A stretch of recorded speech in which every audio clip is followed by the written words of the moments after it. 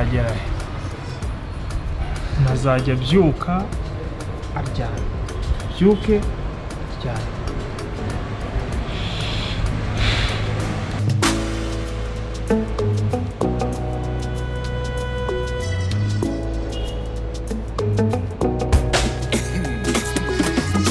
n'umuntu hano yabaza ngamurangira akazi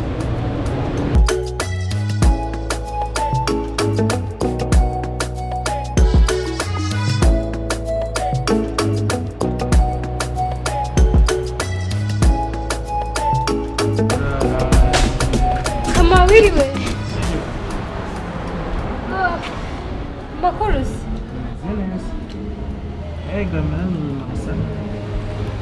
ndeba se wihebye n'amahoro yewe umuntu yaburute kwiheba azi kubona umusore kubyuka akaryama akabyuka akaryama nta kintu ajya gukora uri kubyumva gute ewe no ubuzima ni ibibazo ubu se uzi ngewe ukuntu byangendekeye nuzi ko marutse kwa prayinga hari ako kazi usigaye wa prayinga ntunambwire ewe ubu se ko na prayinze byamariye tasha ntabwo turi inshuti umva nkubwire kama ntabwo turi inshuti nawe uwo mutwe niba utaye ujyayo byagenze bite nzire gutya interview narayikoze ndategereza kwezi kwa mbere ukwa kabiri reka da uyu munsi ubwo ndeba niriwe nicaye kuba mu gitondo izuba ryandengeye imvura yaguye none se uzi noneho inkuru numvishije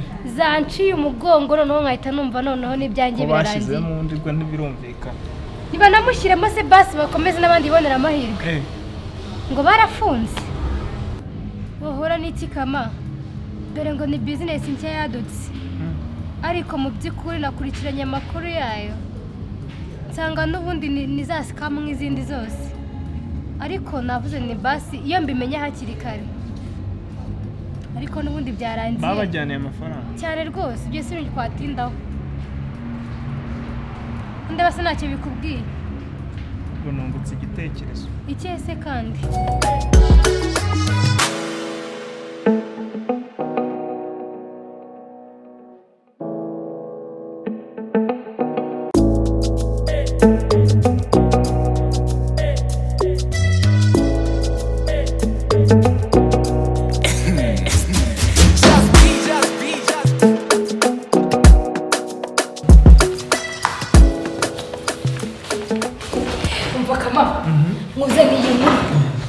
ariko ntukanyite Kamali banyuma bakakanye ni boss wawe abanza banyuma boss nta kibazo boss bundi bakakanye ni boss wawe okay sawa kumva cyane ako ni bene nambereye aho yego boss unzaniye inkuru umva boss uzi ko abantu batangiye kuza abantu batangiye kumenya ahubwo rikajye kura mu kanya babona banaje abantu baje yego kandebe kubaza ubu diri yabaye dali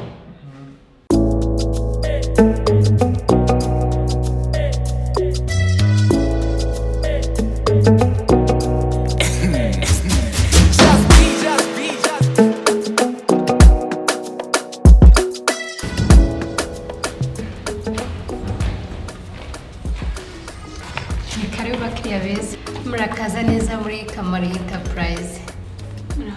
Muraho. Amazina yanjye nitwa Maureen. Yes Maureen. Nitwafashe iki? Nabonye itangazo muri Kamali Enterprise rivuga ko mushaka abakozi. Yego rwose. Yego na applyinze dore ngiyi CV yanjye. Kigaragara ndabona wabikoze neza ariko sinzi nimba amakuru yose wayahawe gusa hano muri Kamali Enterprise dutanga amafaranga 50,000 yo kwandikisha adasubizwa. 50,000. Yeah, 50,000 adasubizwa. CV yanjye urabona imeze neza cyane rwose. Okay. Nabibonye ko hari amafaranga bisaba ko nyatanga ubwo muramereza uburyo nakoresha nishyura. Yes Maureen. Yeah. Cyose ikibazo. Muye akira business card yacu yagufasha kwishyura. Okay, kanze nyishyure nta kibazo. CV yanjye imeze neza rwose, nicaye ndavuga nshaka akazi muri Kamali Enterprise. Iyo wageze muri Kamali Enterprise ibibazo by'amafaranga biba byarangiye rwose nta kibazo. Nayohereje ngo muraza kubona message.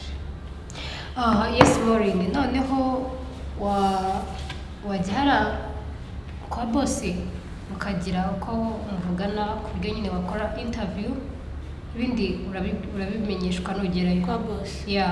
Urakata hano kuri office ureba hari imbere muvugane akubwire nawe icyo ugomba gukora. CV yanjye murayisigana na cyangwa ndayijyana kwa boss? Oya, twebwe ubu byarangiye. Kamali mbaye umuki cyo gusanya manika babura abita abandi. Maureen. Wavuganye na receptionist? Ninyereza ahantu. Maureen, genda ujye gutegereza, tuzakuhamagara tukubwire results, tuzakubwira ibisubizo byavuye muri interview yawe. Muzampamagara kuri telefone? Yego, so wayisize kuri reception. Iri no muri application letter yanjye. No kuri application ya turayibona. Sana cyose. Kanze ntegereze ko nzabona mumpamagaye. Sawa. Subu koko akazi ndakabona.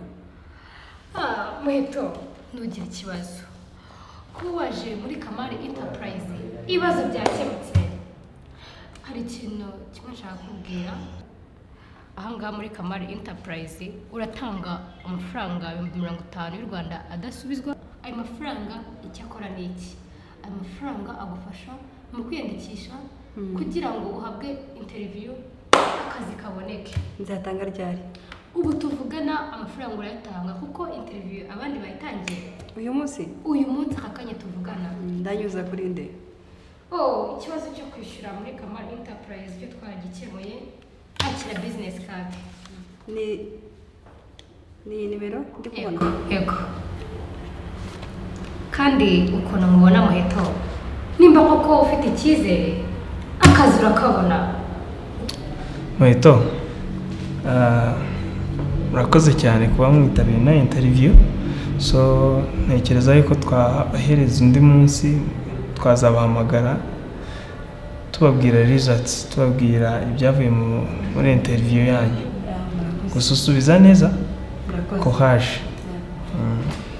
Murakoze. Yego. Miliyoni ku munsi hari kumana abana b'i Rwanda bararuha hanze hakabuze. Bigenza biteze. Kamali nako boss. Akintu cyo kunyita Kamali. Bora boss. Umeze. Kamali Enterprise ni dukina. Ari kuza. Mbaza ngo kiriko. Ndabona nta kintu bikubwiye. Bimeze bite? Sera ufite amatsiko. Hari ikindi hari umuntu ugusigiye nk'ibihumbi nka miliyoni. Ese akazi wamaye ntabwo nyizera. Nase naguhamagaye nakwizeye. Inkuru ni rero. Uruzi n'ikindi miliyoni 2. Miliyoni 2 ku munsi wa mbere. Akazi naka. Bantu baracyahari hanze. Abantu ni benshi. Abantu baracyahari. Kandi ubona ko bafite inyota y'iki? Inyota y'akazi. Abantu barashomeri hano hanze kize bose twebwe abashomeri bari bahari gusa. Ariko bintu ntegereje heza gabyo. Mana yanjye. Sikiryo hereza. Ahubwo ikintu cyo gukomeza wakira abandi. Amafaranga akomeze yiyongere. Ubwo mu kanya turahita tugenda. Basange twagiye. Ibyo bankoreye bari abantu. Oya wowe reka mubwira sibyo ahubwo komeza ugende ibyo kubabwira bazi turamasaha nageze ubundi mu gitondo turata dufunga kwigurukira yo kuri vora neza muri Kamali Enterprise. Murakoze. Narabonye itangazo yuko muri gutanga akazi. Yego ntabwo bebeshye. Nari nzanye CV yanjye. Ubushomeri bumeze nabi cyane kurusha sinzi uko tuzabigenza. Ntimugire ikibazo. Niwe Nikora? Ni njyewe. Okay. Murakoze cyane. Ngira ngo ikindi kintu utaruzi ugomba kumenyeshwa. Kugira ngo wiyandikishe uratanga amafaranga 50,000 y'amanyarwanda adasubizwa. 50? Yego. Ko utabitubwira? Ibyo ngibyo ni byo mu kazi ntabwo wahita ubishyira ku matangazo. Ako ko wageze n'ibindi byose urabimenya. Yego. 50 y'amanyarwanda? Yego. yishyura hehe yishyura ryari ubu tuvugana urayishyura kugira ngo ukomeze muri interview yawe yego nta bukene baratwisha gukuramo agafone nkakana bintera isoni Nikora iyo ni business card yacu ushobora kwishyuriraho yego Nikora so twabonye nasubiza neza mu cyongereza kirabongereza cyane ni cyiza mwakoze cyane turifuza umukozi umeze nkawe ariko kuko nyine muri benshi n'abandi bakuri inyuma reka nabo tubagerageze so tuzaguhamagara tukubwire results yeah.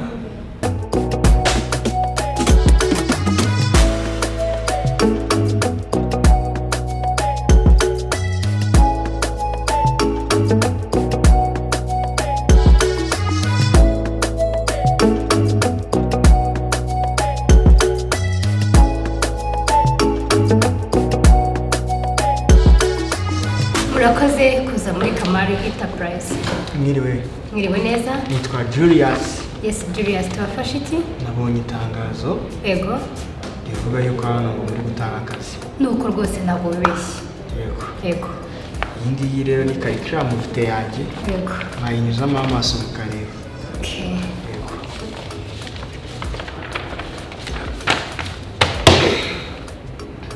Wow. Julius. Ndabona ibisabwa bisa naho wabyujuje. Julius. Karame. Ahangaha haburaga ikintu kimwe gusa. Igike? Uratanga amafaranga 50 yo kwiyandikisha. Amafaranga y'u Rwanda. Akira business card yacu. Iki ni igikiri kuma? Iyo ni business card wishyura. Nyimaze iki? Ndakubwira ikinyarwanda se.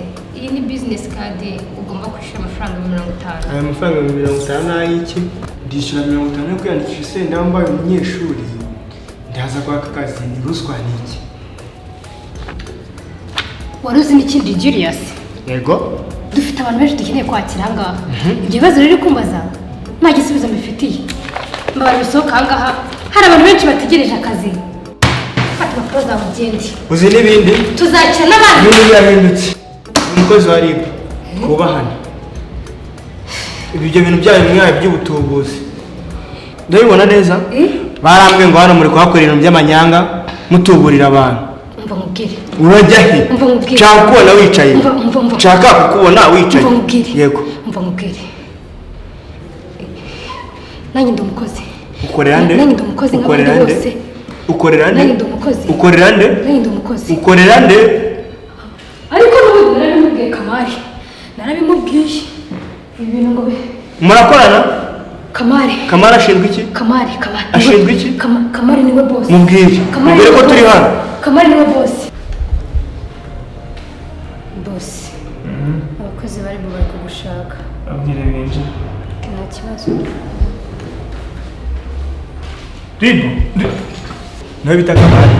yego rwose Twebwe turi abakozi ba RIB Rwanda Investigation Bureau. yego rwose Niba nta kibazo twakuganizaho gatoya. yego nta kibazo Hari ikibazo uramutse uzimije ku mashini tukaganiza neza ndaganizaho gatoya. ndayifunga rwose Okay. Iyi kampani yitwa iki? yitwa Kamali Enterprise. None se Kamali we. Iyi papuro bikwemerera gukora bihe. Ibyemezo Ufite angahe mu biguhe? Angahe? Okay, Muvuze muki? Ufite angahe? Dufite angahe? Amaki. Amaki? mumbabarire yo gukoresha. Nashaka gusa mu muteka mitwe sha. Kareka ntabwo ndari kumuteka. Uri iki? Sundra mugenzi wawe ari hehe? Niko Yitwa Tasha. Yitwa Tasha? Yego rwose. Tasha? Hariya kuri reception. genda umunzanire. Ariko ubundi sha mbona utangiye kumera nk'umutekamitwe aho ni shyashya. Iki kiganiro mbona gisa n'igitekamitwe umaze igihe kingana n'uko ukora. Urumva? Urabizi se? Wa mukobwa yagiye namubuze. Oya genda umushaka umuzane tubajyanire rimwe. Yagiye miliyoni zanjye ebyiri. Mukurikire ndamushaka mukurikire. Birakomeye. Oya ndi kukubaza ntabwo uri kunsubiza umaze igihe kingana n'uko ukora. ikintu ngiye kugukorera cyoroshye ngiye kugufata njyane kuri sitasiyo ya RIB mukorere dosiye mwohereze ku rukiko. urumva mugabo nawe umuntu aba ari gusavayivinga gusa wajya gushyiramo ibyo bintu byose byo mu nkiko tugire ukuntu tubigenza. urumva ndashaka wari hariya yabuze tugende niwe dufasha miliyoni njyane mu maguru mashyi.